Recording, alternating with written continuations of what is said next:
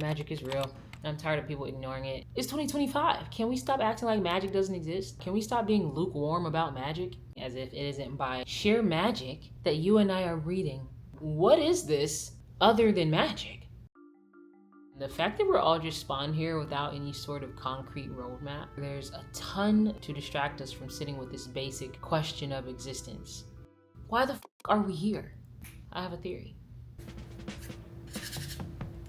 As a child, I felt like I spawned here with a secret to keep. And I just assumed that other people felt it too. That we were all just kind of spawned into this experience and we're all acting like we aren't thinking the same thing, but we all are thinking the same thing. And then I quickly learned that that's not the case, because when I bring it up to a few select people who I trusted, they look at me with what I called the Geath look. It's Geath, and it stands for glazed eyes and tilted heads. When you say something about existence or you say something that's just never occurred to them, they kind of have this, they're kind of like NPCs in a little bit, like it's giving NPC, but really they just it never occurred to them. I remember asking classmates and teachers, you ever think about where we were before we were born? Like I'd ask like kindergarten, like dropping philosophy in pre-K. I remember theorizing, and as young as elementary school too, I would say things like, I don't feel like we die, I feel like we wake up. And I'd always say that because just logically it made sense to me. Just like when a dream ends, a dream feels so real and you're really immersed in it, and then when you wake up, you're just in a different realm and it makes sense and you understand, oh, that was a dream, that dream ended, now I'm here.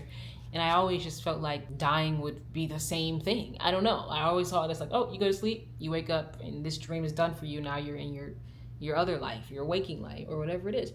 And I remember asking questions like that in elementary school. No bites, no takers. It was just like, what's she talking about? I didn't find these notions reflected back anywhere. I learned to go into my shell.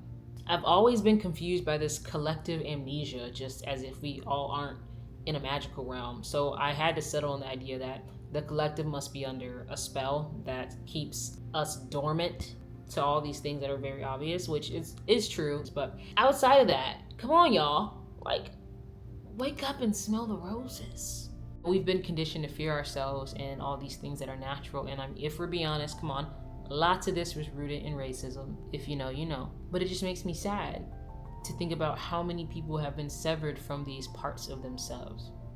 And our energy is just not being funneled thoroughly in the ways that it's meant. So it gets lodged up in different parts of us. And I think it manifests as anxiety, tension, fear, pain. It's just mismanagement of our souls, mismanagement of all the pieces that make us. I don't want to say total, but we have power over our reality. And I'm learning this point myself. I was afraid to explore the full span of my artistry because I was afraid to feel crazy.